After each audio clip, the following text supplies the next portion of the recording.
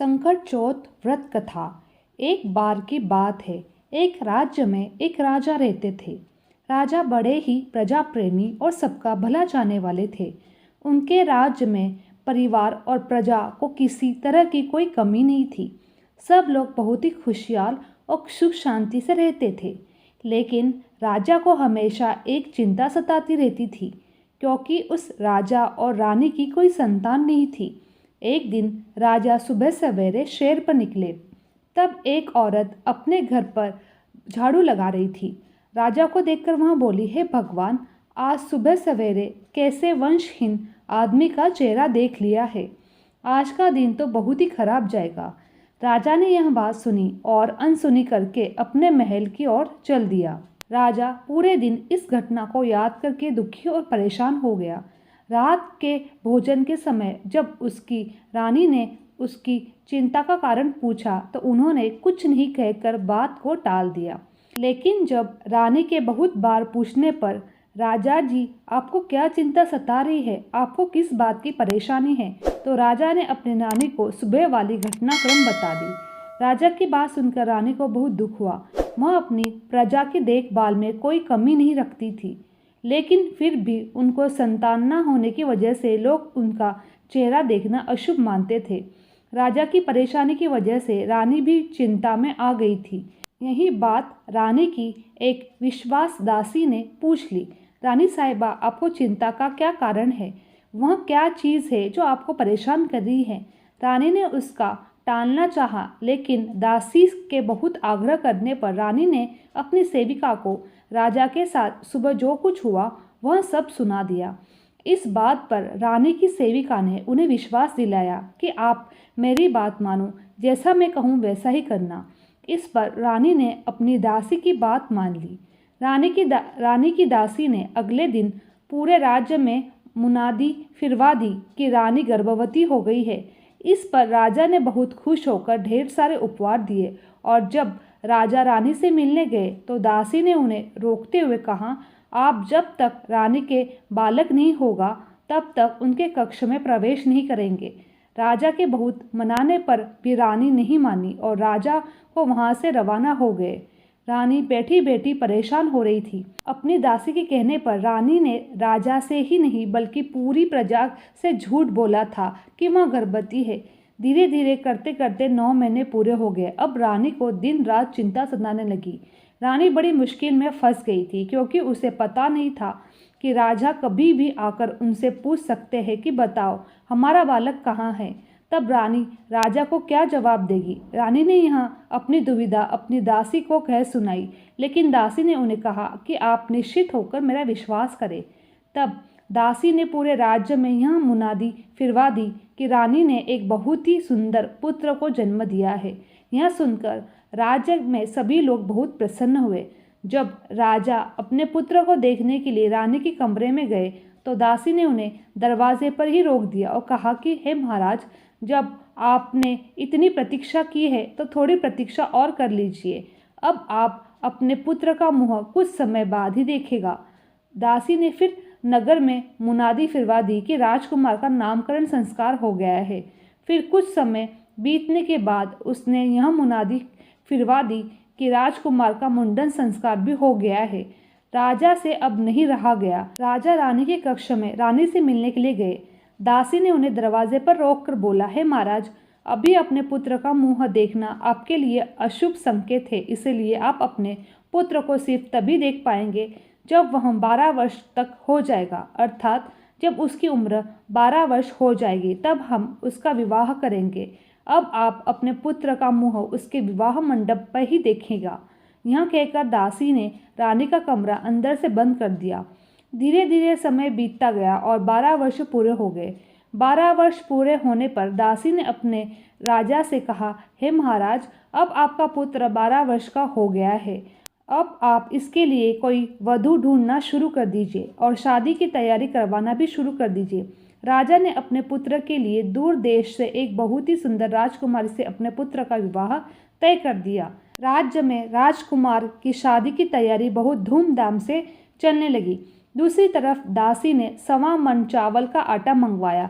उस आटे से उसने एक बहुत ही सुंदर आकर्षक 12 वर्ष का बालक जितना पुतला बनवाया। इस पुतले पर दासी नेगी और मेवे से बहुत ही सुंदर सजावट की। इसके बाद दासी ने उस पुतले को बिल्कुल एक दूल्हे की तरह सजाया और एक पालकी मंगवाई। दासी ने उस चावल के पुतले को बहुत ही सुगंधित कर दिया, उस पालकी में बैठा दिया। दासी ने राजा से विशेष प्रार्थना की कि हे राजा, यह राजकुमार मेरे ही साथ रहेगा, इसीलिए आज उसकी बारात में उसके साथ पालकी में बैठूंगी। दासी की यह प्रार्थना राजा ने स्वीकार कर ली और बारात चलने लगी। चलते चलते बारात एक घने जंगल में गुजरी और रास्ते में जब संकटा माता का मंदिर आया तो वहाँ दासी ने विश्राम करने के लिए कहा। इसके बाद दासी ने उस चावल के पुतले को पालकी में ही रखकर कुएं से पानी पीने के लिए चली गई। जंगल में संकटा माता और उनकी सहेलियों को एक बहुत ही अच्छी खुशबू आई और उन्होंने देखा कि यह खुशबू एक पालकी से आ रही है। संकटा माता और उनकी सहेलियों ने पालकी में झांक कर देखा तो उन्हें पता चला कि पालकी में एक बहुत ही विशाल मानव रूपी मिठाई रखी हुई है। सबने मिलकर उस मिठाई को पूरा खा लिया। मिठाई खाकर संकटा माता और उनकी सहेलियां वापस मंदिर में चली गई। जब लोग कुएं से पानी पीकर वापस आए तो देखा पालकी में तो कोई नहीं है। यह देखकर दासी बहुत घबरा गई। वह संकटा माता के मंदिर में जाकर जोर जोर से विलाप करने लगी। हे संकटा माता, लौटा दे बेटा, लौटा दे बेटा, लौटा दे बेटा। दासी का विलाप सुनकर माता प्रकट हुई और दासी ने माता से कहा, लौटा दे बेटा, उस पुत्र को हमें लौटा दे। माता ने कहा, अब मैं तुम्हें बेटा कहाँ से दूँ, और मिठाई बहुत सुगंधित थी तो मैंने अब उसे खा लिया। लेकिन दासी ने विलाप करना नहीं छोड़ा तो संकटा माता ने उसकी बात मानते हुए कहा, ठीक है, मैं तुम्हें एक बेटा देती हूँ, लेकिन मेरी एक शर्त है। दासी ने बोला, माता बताइए आपकी क्या शर्त है।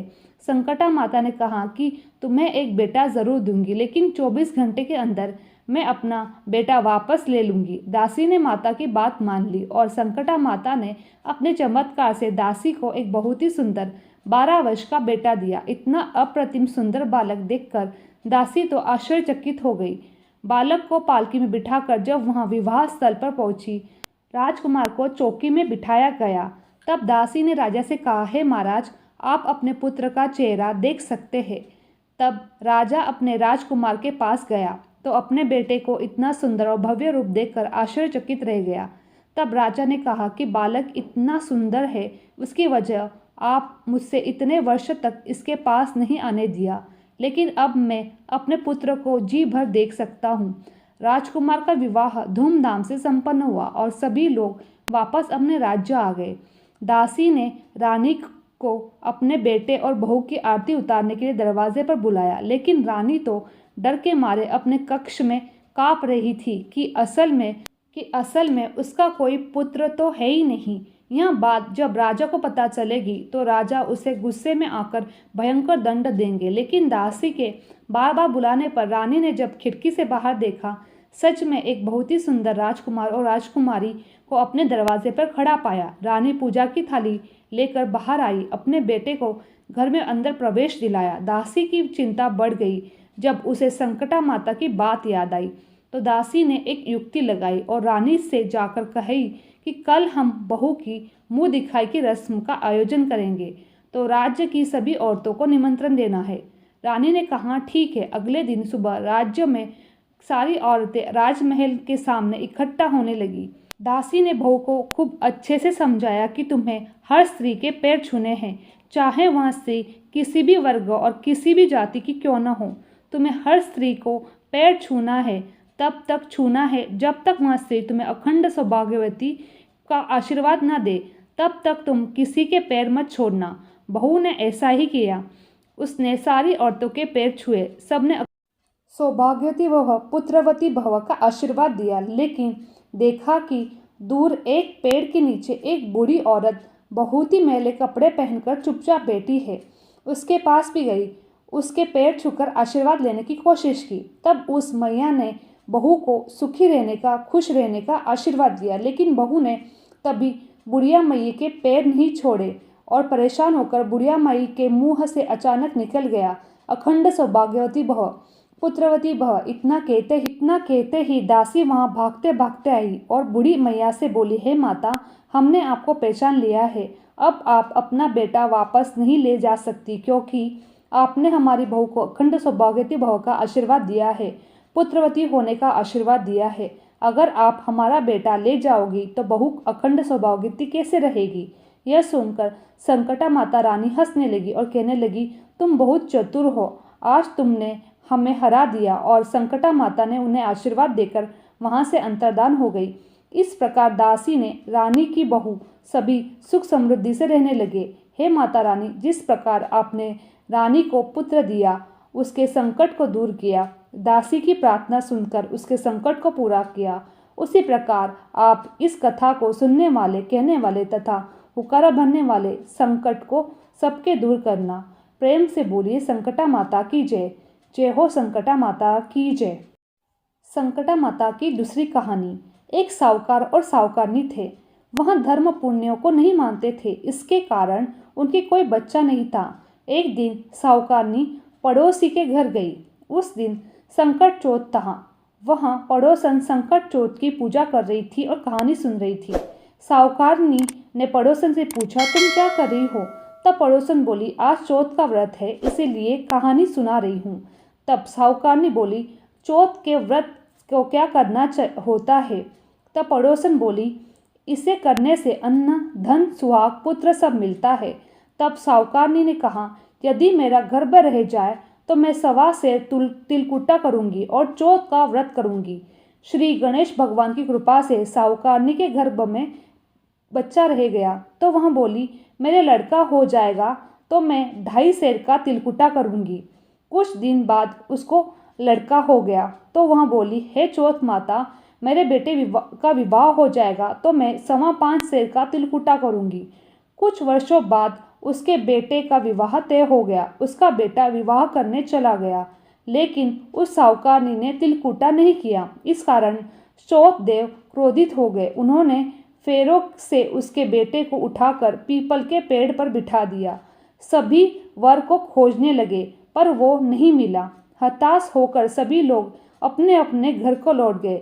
इधर जिस लड़की से साहूकारनी के लड़के का विवाह होने वाला था, वह अपनी सहेली के साथ गणगौर पूजने के लिए जंगल में धूप लेने गई। तभी रास्ते में पीपल के पेड़ से आवाज आई, ओ मेरी अर्धभैवी। यह बात सुनकर जब लड़की घर पर आई, उसके बाद वह धीरे धीरे सूख कर काटा होने लगी।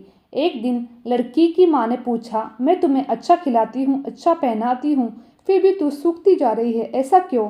तब लड़की ने अपनी माँ से कहा, जब वह दूब लेने जंगल में जाती है तो पीपल के पेड़ से एक आदमी बोलता है, ओ मेरी अर्धब्यावी। उसने मेहंदी लगा रखी है और सेहरा भी बांध रखा है। तब उसकी माँ ने पीपल के पेड़ जाकर देखा तो यह उसका जमाई है। तब उसकी माँ ने जमाई से कहा, यहाँ क्यों बैठे हो? मेरी बेटी तो अर्धब्यावी कर दी, अब क्या लोगे? साहूकारनी का बेटा बोला, मेरी माँ ने चौथ के तिलकुटा बोला था, लेकिन वह नहीं किया, इसलिए चौथ माता ने नाराज होकर यहाँ बैठा दिया। यह सुनकर उस लड़की की माँ ने साहूकारनी के घर पर गई और उससे पूछा, तुम संकट चौथ को कुछ बोला है क्या? तब साहूकारनी बोली, तिलकुटा बोला था। उसके बाद साहूकारनी बोली, मेरा बेटा घर आ जाए तो 2.5 मन का तिलकुटा करूँगी। इससे श्री गणेश भगवान प्रसन्न हो गए और उसके बेटे को फेरों में लाकर बिठा दिया। बेटे का विवाह धूमधाम से हो गया। जब साहूकारनी के बेटे बहू घर आ गए तब साहूकारनी ने 2.5 मन तिलकुटा किया और बोली, हे चौथ देव, आपके आशीर्वाद से मेरे बेटा बहू घर आए हैं, जिससे मैं हमेशा तिलकुटा का व्रत करूंगी। इसके बाद सारे नगरवासियों ने तिलकुट के साथ संकट व्रत का प्रारंभ कर दिया। हे संकट चौथ, जिस तरह साहूकारनी के बेटे बहू से मिलवाया, वैसे हम सबको मिलवाना।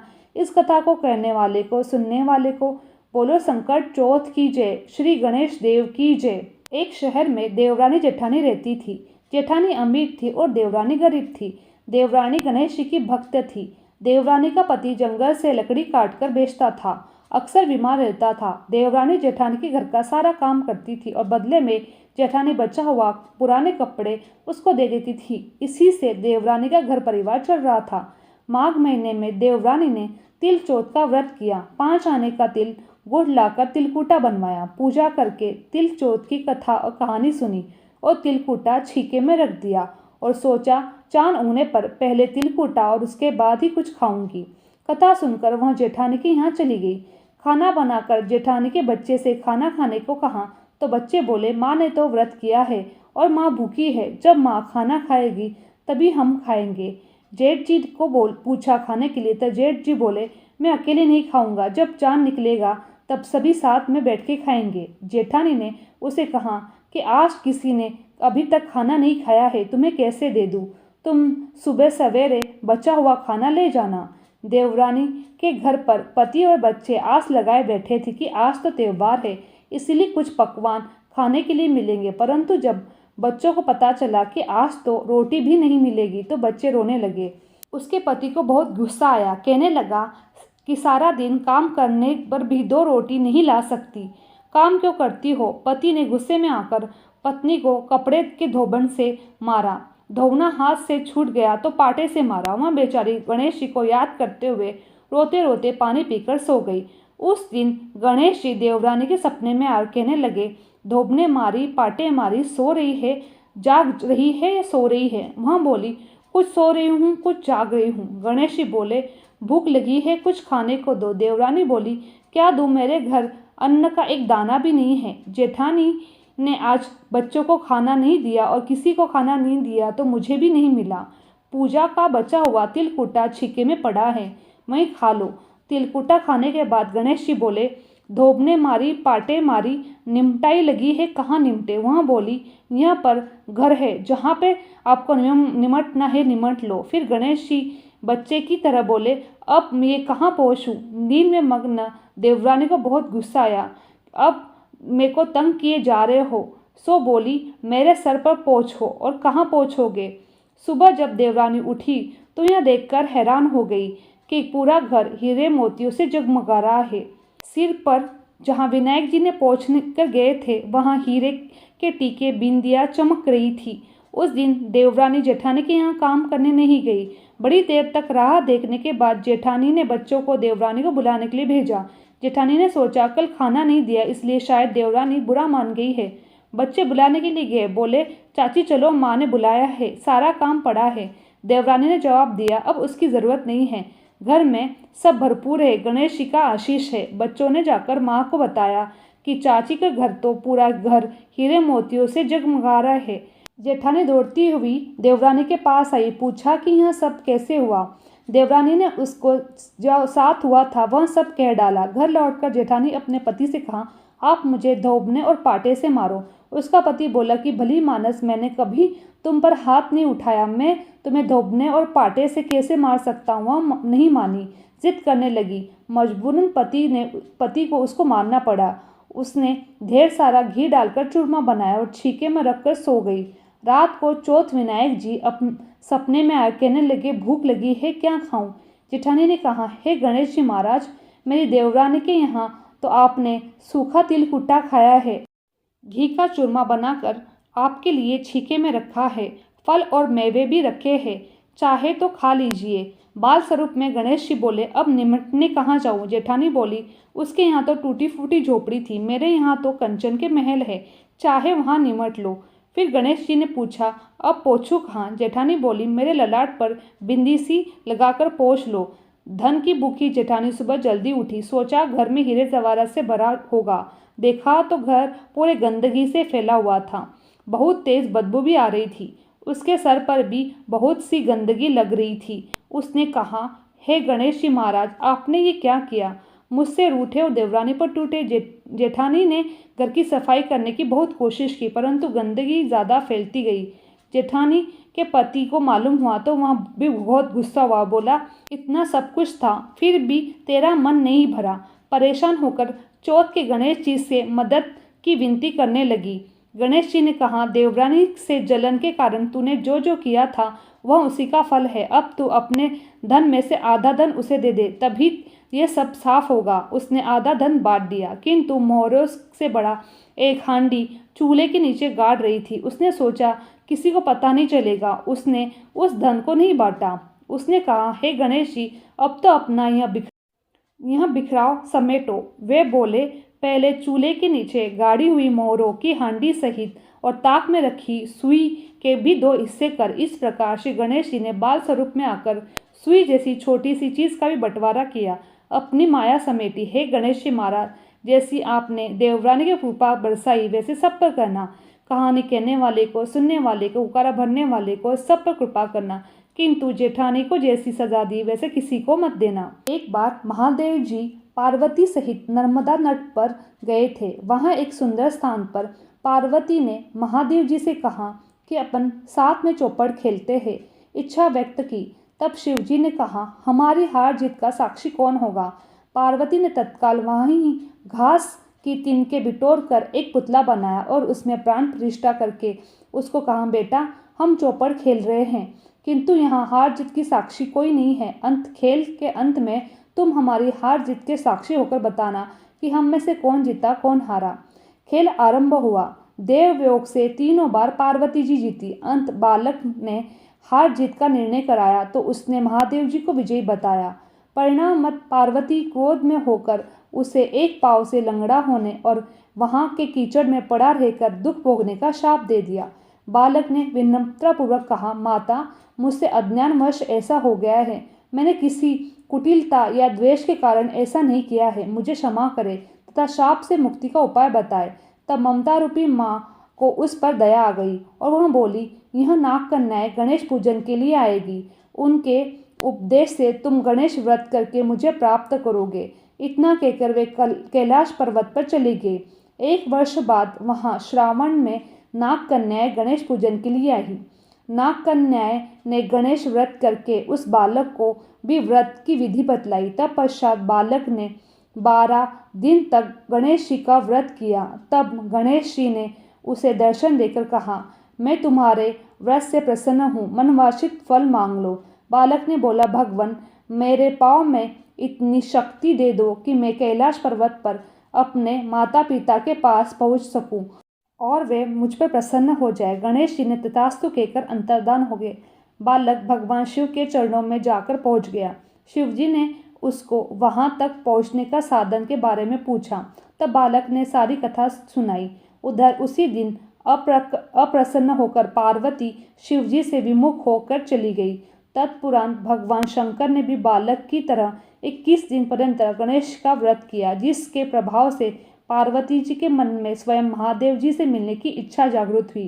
वे शीघ्र ही कैलाश पर्वत पर आ पहुंची। वहां पहुंचकर पार्वती जी ने शिव जी से पूछा, है भगवान आपने ऐसा कौन सा उपाय किया जिसके फल स्वरूप से आपके पास में भागी चली आई हूँ? शिव जी ने कहा, मैंने गणेश व्रत का किया। इसका इतिहास उनसे कह दिया। तब पार्वती जी ने अपने पुत्र कार्तिकेय से मिलने की इच्छा से 21 दिन तक पर्यंत 21 संख्या में दुर्वा पुष्प तथा लड्डुओं से गणेश जी की पूजन की। 21वें दिन कार्तिकेय स्वयं ही पार्वती से मिलने आ गए। उन्होंने भी माँ के मुख से इस व्रत का महात्मा सुनकर व्रत किया। बोलो संकट चौथ की जय, गणेश जी की जय। मेरी वीडियो आप लोगों को अच्छी लगी तो चैनल को लाइक, शेयर और सब्सक्राइब करना ना भूलें। आप सभी का धन्यवाद।